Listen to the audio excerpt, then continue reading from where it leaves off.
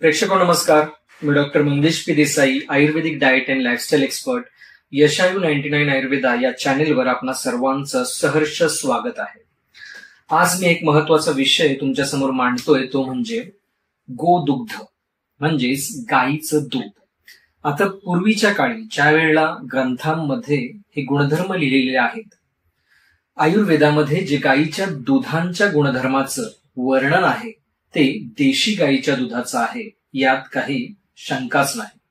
कारण त्यावेळेला जर्सी गाई नव्हत्या. देशी गाईच्या दुधाला आयुर्वेदामध्ये अनन्यसाधारण महत्व आहे. A2 काऊ मिल्क बद्दल आपण बोलत आहोत, ठीक आहे. तर देशी गाईचं दूध जे आहे त्याबद्दल एक श्लोक उत्तम आलेला आहे. स्वादुपाक रसम स्निग्धम ओजस्यं धातुवर्धनम वात पित्त हरम वृष्यम श्लेष्मलम गुरुशीतलम. म्हणजे हे जे देशी गाईचं दूध आहे ते रसाला म्हणजे चव त्याची जी आहे ती मधुर आहे.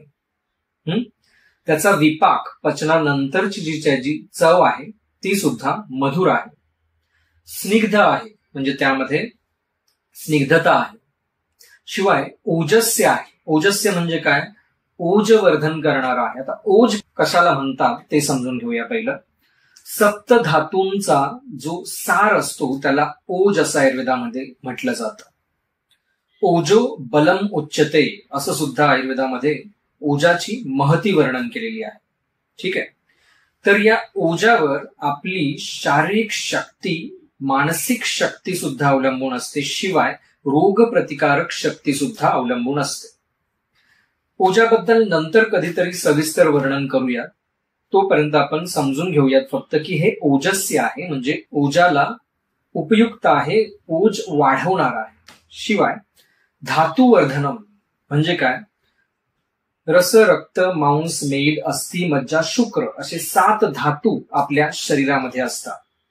तर धातूंचं वर्धन करण्याचं काम जे आहे हे गाईचं दूध करत असतं. धातूंची सारता जेवढी चांगली असेल म्हणजे ते धातू जेवढे पोटंट असतील तेवढं आपलं शरीर हे जास्त सक्षम असतं.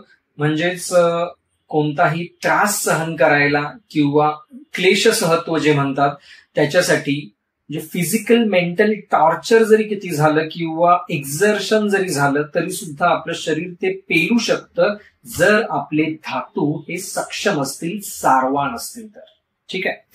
आणि यामुळेच धातू सारवान असतील तर व्याधी प्रतिकार शक्ती सुद्धा उत्तम पाहायला मिळते. तर वात पित्त हरम वृष्यम म्हणजे वात पित्त दोष कमी करणार आहे गोदुग्ध, ठीक आहे. शिवाय वृष्य आहे. वृष्य म्हणजे काय? तर ऍफ्रोडिझियाक ऍक्टिव्हिटी आहे. शुक्र जे आहे आपल्या शरीरामधलं त्याला बल देणार आहे.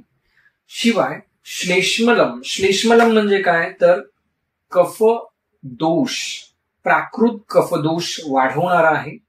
जर अग्नी विकृत असेल तर विकृत कफदोष सुद्धा वाढू शकतो, पण श्लेष्मल आहे म्हणजे कफ वाढवणारा आहे. गुरु आहे म्हणजे पचायला जड आहे. आणि शिवाय शीतल आहे म्हणजे यामध्ये गारवा आहे, शीतवीर्याचं असतं दूध, ठीक. त्यामुळे कफाच्या विकारांमध्ये जर अग्नी प्राकृत नसेल अशा सुरुवातीच्या अवस्थेमध्ये सुद्धा आपण गोदुग्ध हे टाळायला सांगतो. जसजसा अग्नी वाढत जाईल आणि जेव्हा आपल्याला प्राकृत कफदोष निर्माण व्हावा अशी अपेक्षा असते त्यावेळेला आपण गोदुग्ध चालू करतो.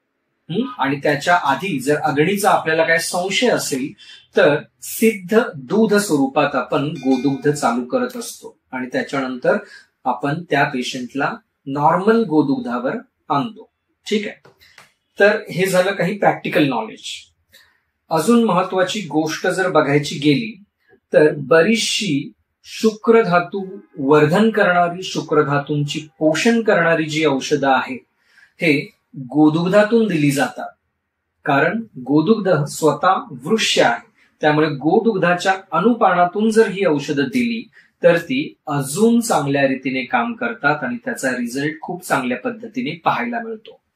गोदुग्ध जे आहे याचा उल्लेख अजून महत्वाचा एका ठिकाणी आलाय, तो म्हणजे जीर्णज्वर.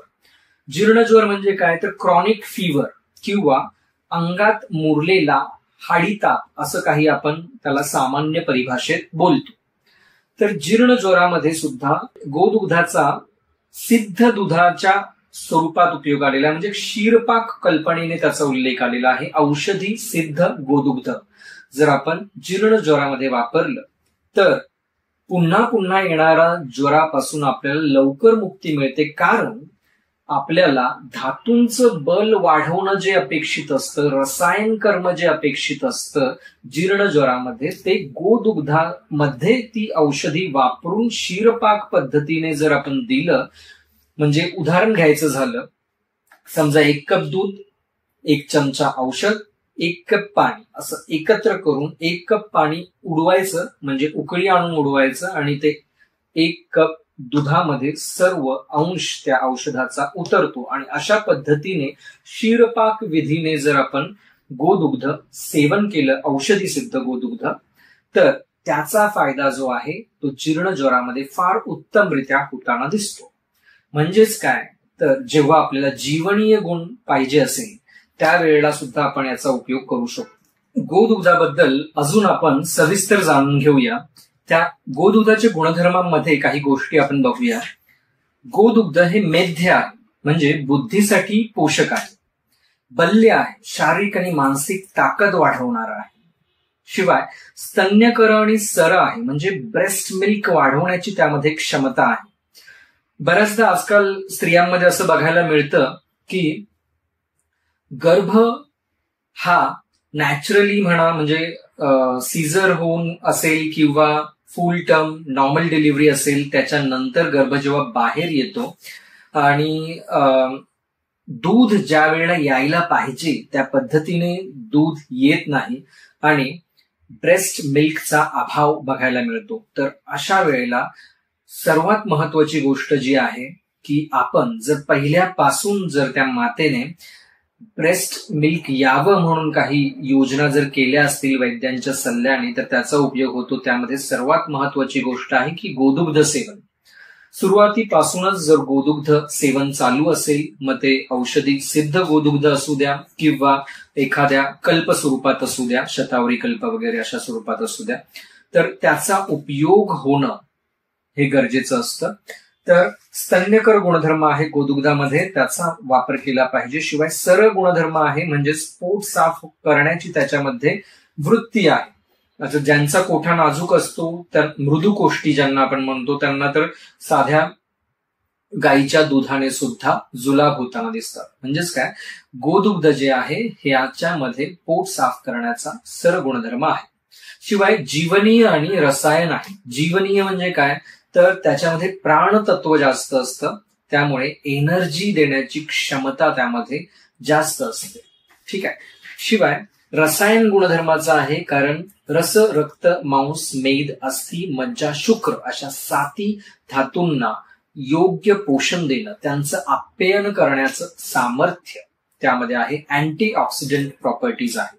शिवाय श्रम, भ्रम, मद आणि अलक्ष्मी यामध्ये त्याचा उपयोग होतो. श्रम म्हणजे काय, काम केल्यावर लगेच थकवा येणे. भ्रम म्हणजे चक्कर येणे. मद म्हणजे कोणतंही व्यसन, त्यामध्ये व्यसन चढलं म्हणजे दारू चढली वगैरे हे जे आपण म्हणतो, तर मद ही ज्याच्या अवस्था असतात, तर ते मद्य किंवा व्यसन हे चढण्याच्या वेगळ्या वेगळ्या अवस्था असतात. तर या अवस्थांमध्ये किंवा त्यांच्यामुळे जे विकृती निर्माण होतात त्यामध्ये सुद्धा गोदुग्धाचा उपयोग होताना दिसतो.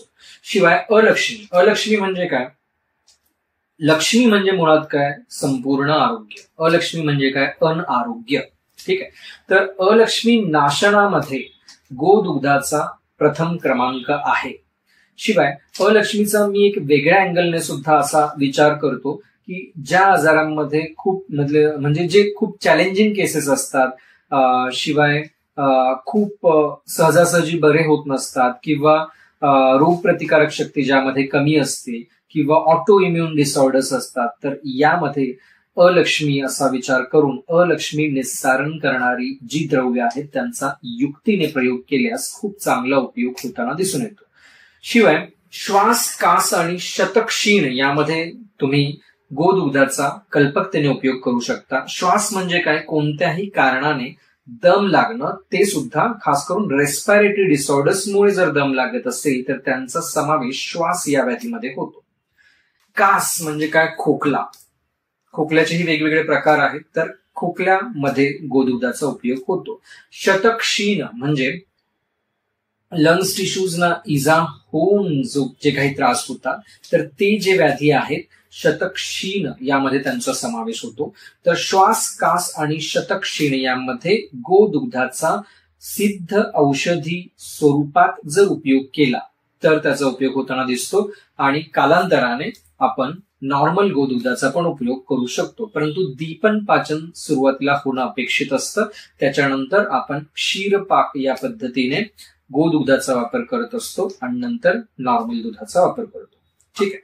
तर जीर्णज्वराबद्दल मी आधी वर्णन केलेलं आहे, त्यामुळे आता पुढे सविस्तर जात नाही. रक्तपित्त म्हणजे काय, उष्णता शरीरातली प्रचंड वाढून रक्तधातू मध्ये उष्णता जेव्हा जास्त वाढते आणि शरीराच्या वेगवेगळ्या छिद्रांमधून रक्त धातू बाहेर यायला लागतो, म्हणजेच काय तर ब्लिडिंग व्हायला लागते, तर याला रक्तपित्त असं म्हणतात.